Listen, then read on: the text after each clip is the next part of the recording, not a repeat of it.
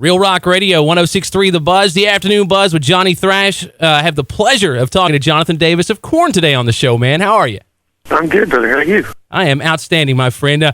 Of course, the reason for the season, the big Mayhem Festival announced yesterday, and the show will be in Dallas Saturday, August 9th at Jexa Energy Pavilion. Now, is this your first North American tour with Avenged Sevenfold?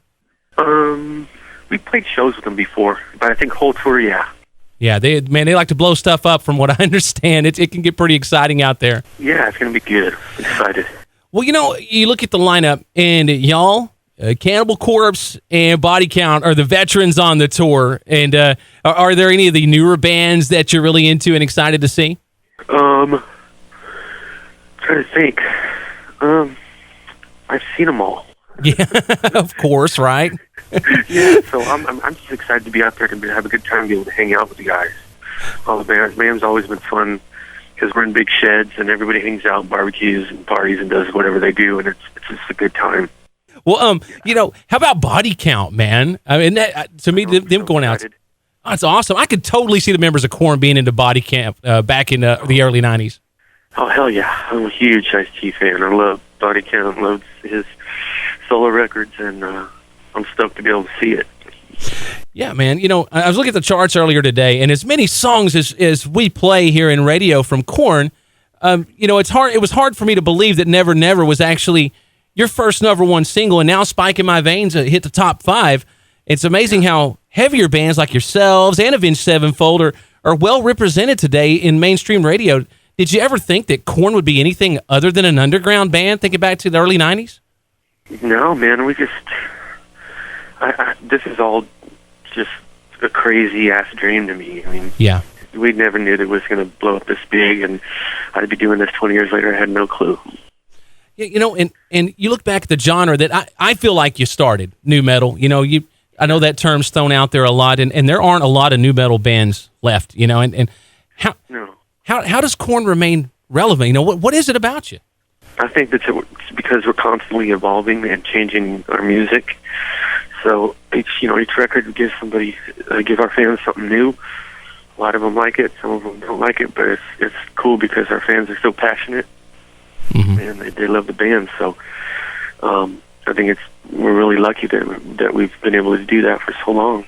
And I honestly think too that when you talk about the dubstep, I think that was probably the most flack I think I'd ever seen KoRn get from an album, from your fan base. But I think you did more for dubstep than dubstep actually did for you. But you actually helped, bring awareness to it. And I know for you especially, that's a pretty big deal.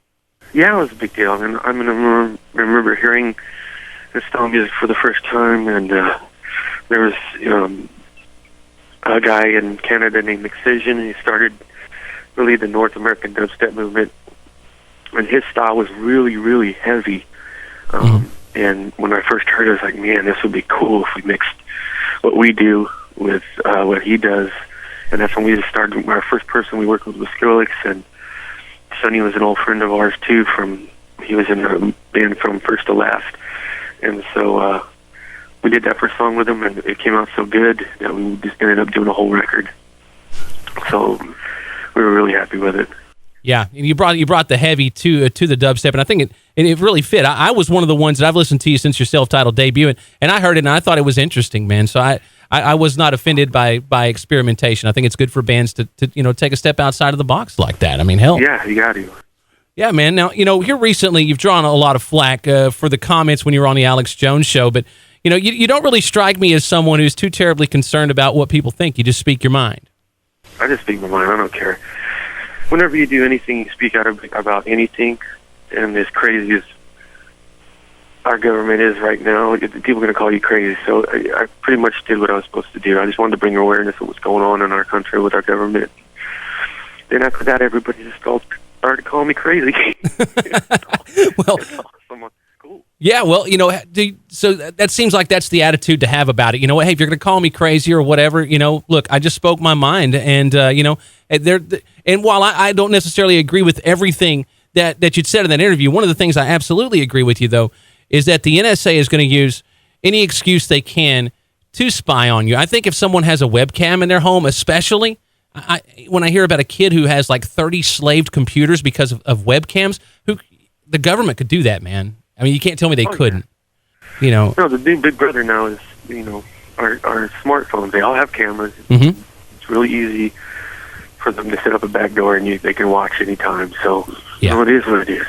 Yes, it is what it is, and it's scary. We're connected, and that's an awesome thing. But then on the flip side of that, it's like, oh man, well, they can see more than they could ever could before. So you definitely have a point, man. The NSA is going to do what they can. They're going to take advantage of stuff, and yeah, it's government, man. What can we say? But the main thing is, we have a new KoRn album, new-ish album, Paradigm Shift, and a great festival to look forward to with the Mayhem Saturday, August 7th, as I was saying, Jexa Energy Pavilion in Dallas. Look forward to KoRn. Jonathan, thank you, man. I appreciate you taking a few minutes to talk to me. Well, it's all good, brother. I'll talk to you soon.